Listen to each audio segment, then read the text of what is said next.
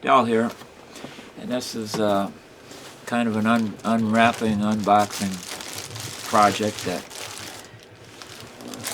I lost the whereabouts of my other mittens I used for shoveling and so forth, being out in the cold. So I bought myself a new pair, and the problem is in the kind of the cold weather, the fingertips start to get cold, and after you're out there a while.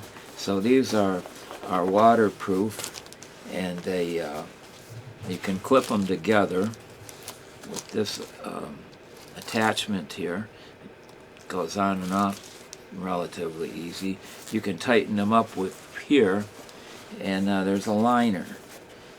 And again, I feel that, and there's no law that says you can't put a pair of gloves underneath them, a thinner pair of gloves. And so all the fingers are together, and they help keep each other warm.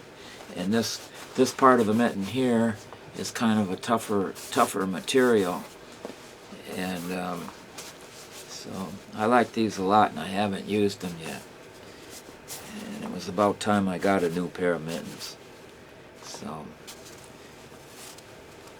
in this kind of weather in this part of the country, I think it's necessary to have something. And usually, these type of items are for maybe athletic people who like to ski and be out in the cold weather as just a matter of their normal course of activities.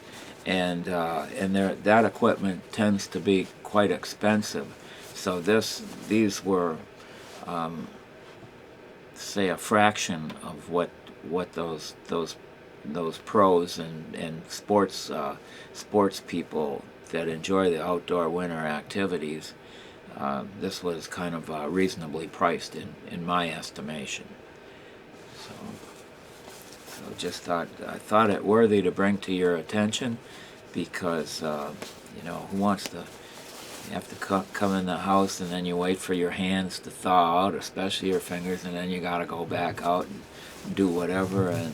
And although these haven't run the test, the proven test, I'm pretty confident in them.